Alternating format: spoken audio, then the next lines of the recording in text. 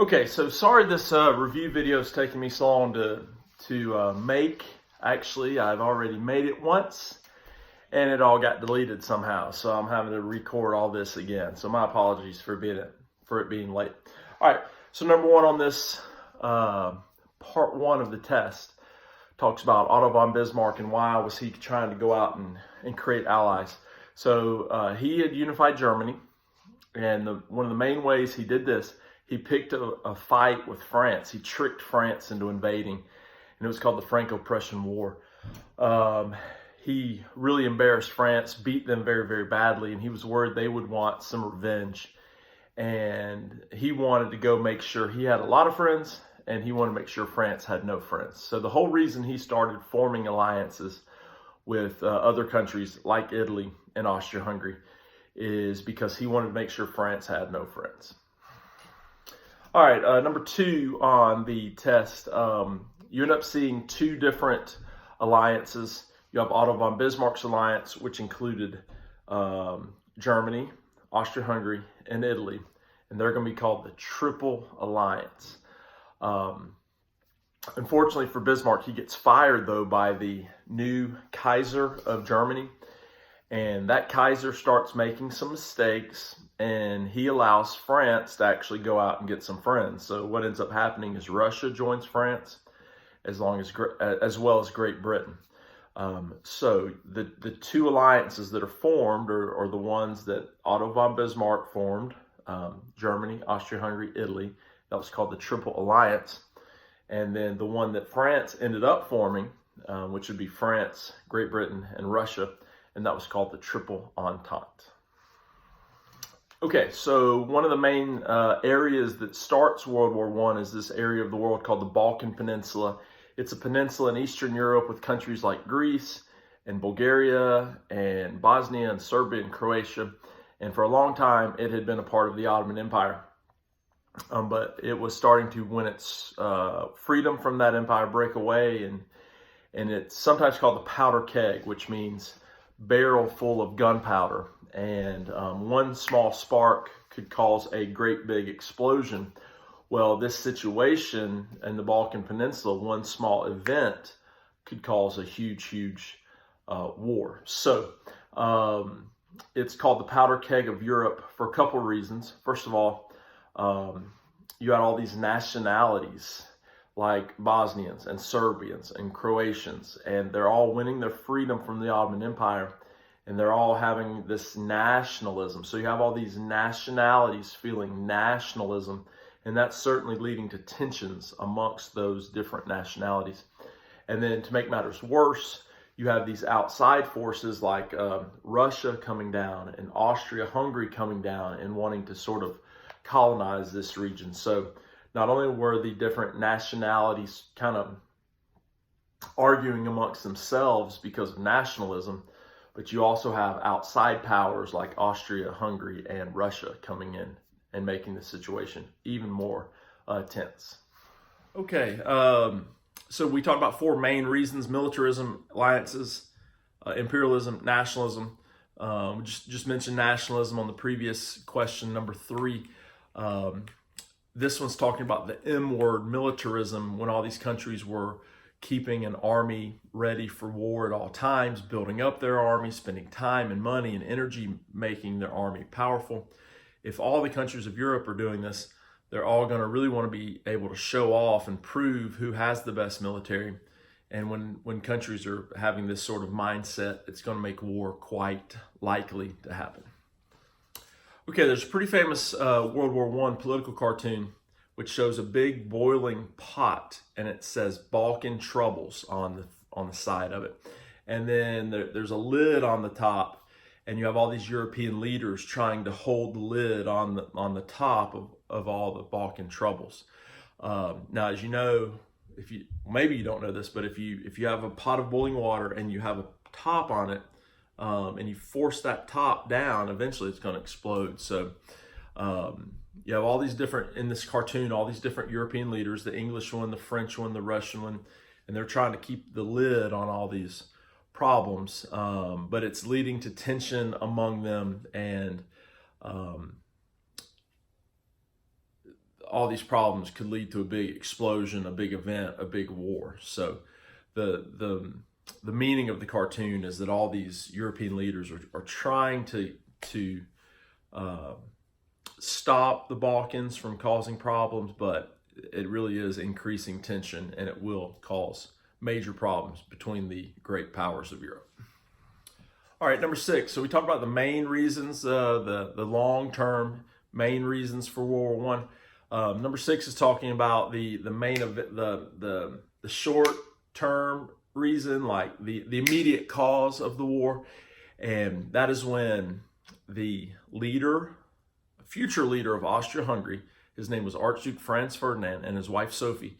They were on a parade in Bosnia, which their country had taken over, and they were assassinated by a Serbian who was mad because Serbia wanted to take over Austria-Hungary, Bosnia. Picture like this: you got this guy who likes this girl, goes out with her. This guy gets mad because he was going to ask her out first. So it's the same thing, except it's not a girl; it's a territory. They take over Bosnia.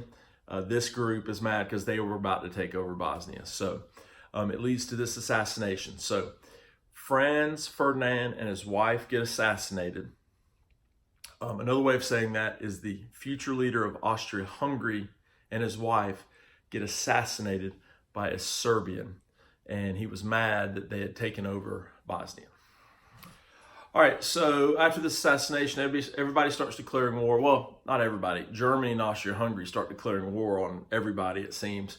And Germany has found itself in the middle of a two-front war. They come up with a plan to try to win a two-front war. That's when you fight somebody on this side and fight, imagine having to fight 2 different people at one time. It's not very easy, I would imagine. And same thing in a war.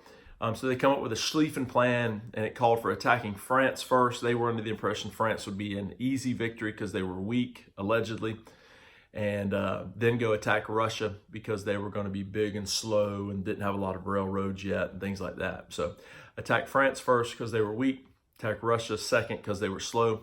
It doesn't end up working out. France was a little bit stronger than they had hoped, and Russia was faster than they had hoped. All right, number 8 here, when the fighting actually breaks out, the Triple Entente, which would be Britain, Russia, and France, they become known as the Allied powers. They're the good guys from our standpoint. When we enter the war, we'll join their team. The bad guys, or the Triple Alliance, Germany and Austria-Hungary, they will become known as the Central Powers because they were located in the center or the middle of Europe. So Germany's having to fight a two-front war. Over here, they're fighting over here, they're fighting Russia, and that is on their eastern side. So that's called the Eastern Front.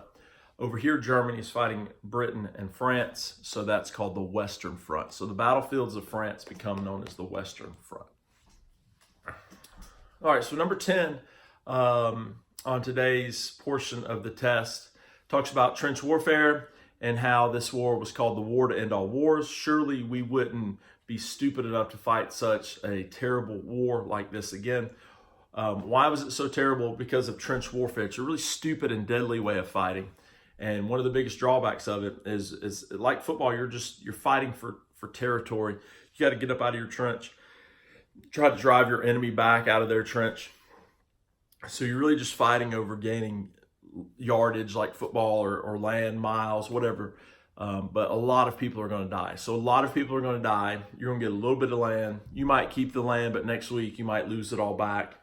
So just a lot of people die for very small land gains. And it's just a really stupid and deadly way of fighting a war. All right, number 11. So the machine gun is going to change warfare. A lot of people thought it was going to make the war shorter. That didn't actually happen. It makes the war deadlier, more people die, and it actually leads to trench warfare. If your enemy has now machine guns just mowing your army down, you better find a place to hide.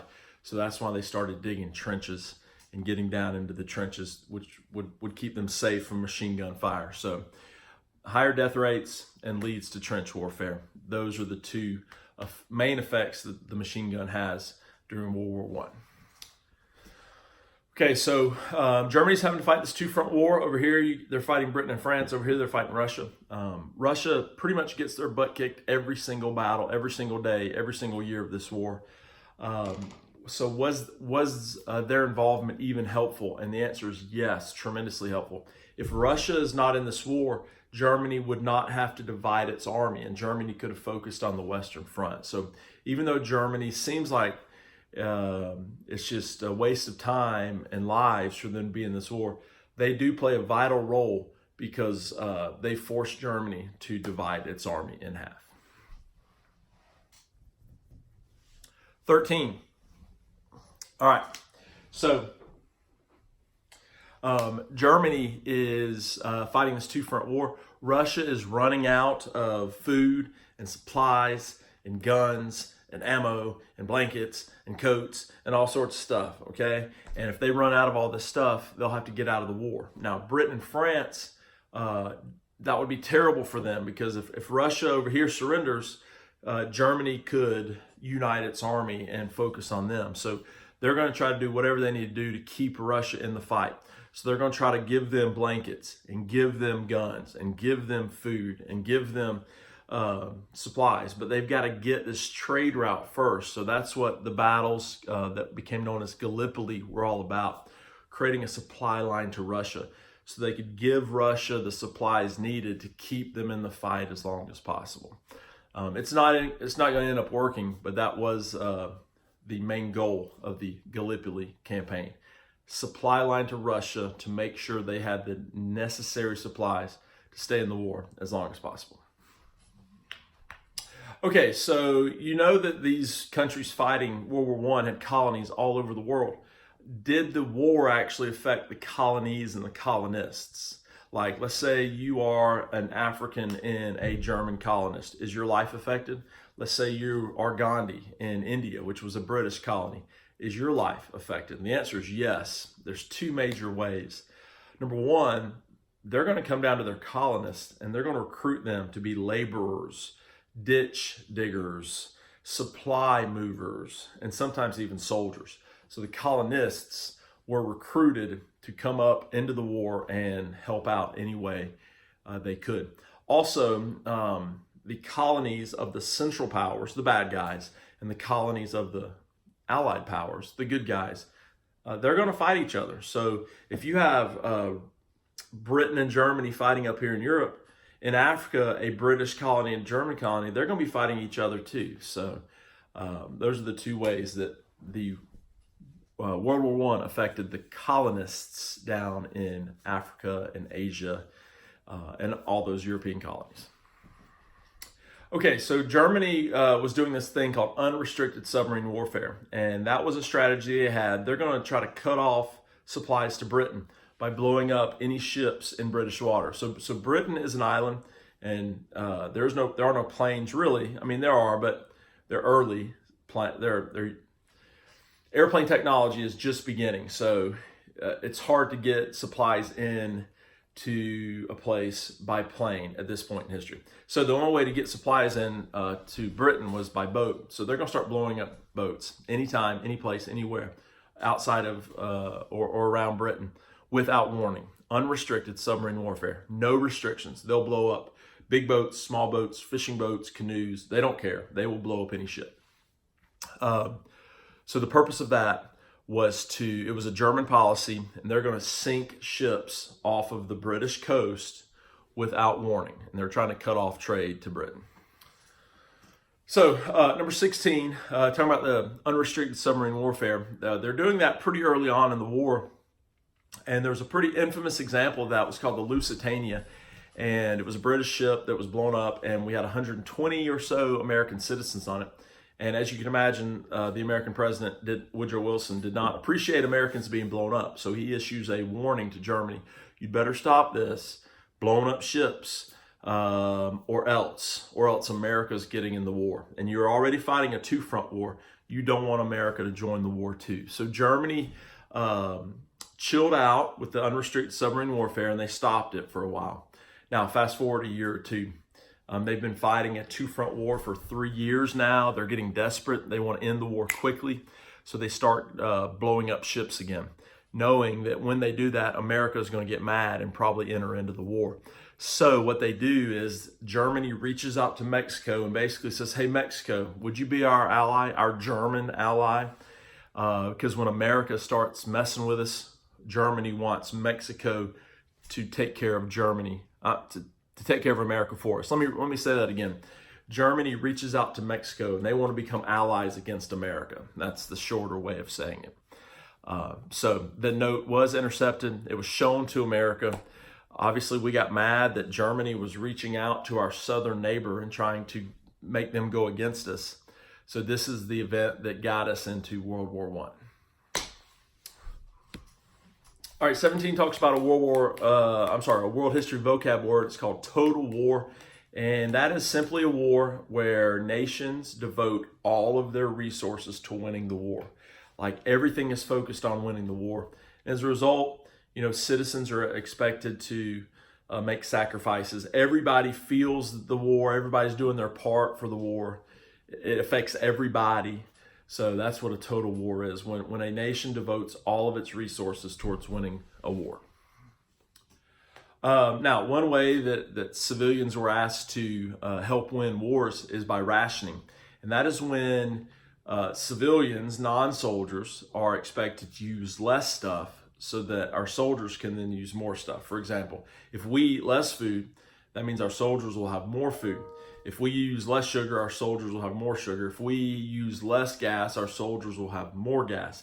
And if we're allowing our soldiers to use more of these items, hopefully that could lead to a victory in the war. So rationing is when you try to limit the civilian usage of goods so that our military can use more stuff. All right, during wars, propaganda is going to be used to promote the war, to make the war seem necessary, to keep the popularity of the war from going down. And in World War I, that was usually in the form of posters. Uncle Sam Wants You is a famous poster. There's all these pretty famous examples of World War I propaganda. The one on 19 is showing a monstrous type gorilla-looking creature who's obviously supposed to be a German because he's wearing the German helmet, and he's got some innocent woman whose dress is falling off, and he's about to do probably bad things. So this makes Germans out to be like beastly monsters who do terrible things to women, and that should make young American or British or French men want to go enlist and go fight and defeat these monstrous German type people. And last but not least for today, number 20, you remember Germany was having to fight a two-front war, but in Russia they have a revolution, and Lenin and the Bolsheviks, who are the communists, they take over. And once they take over, they want to get out of World War I. So they surrender to the Germans. So once Russia surrenders, guess what Germany can do to its army? Unite it and focus only on the Western Front. So that treaty was called the Treaty of Brest-Litovsk, and that is going to allow Germany to now focus only on the Western Front. So sorry that my video today was a little bit delayed. Like I said, this is the second time I've had to record this. Hopefully this one will work and I can upload it onto YouTube. And hopefully you've taken the time to watch this whole video and do the quiz, because it counts as part of a test. And we will see you tomorrow, same time, same place. Well, maybe not same time, hopefully a little bit earlier tomorrow, but definitely the same place. So have a great day. If you have any questions, don't forget, you can always send me an email. And please join us today in our Google Meet session at 1:30. All right, take care.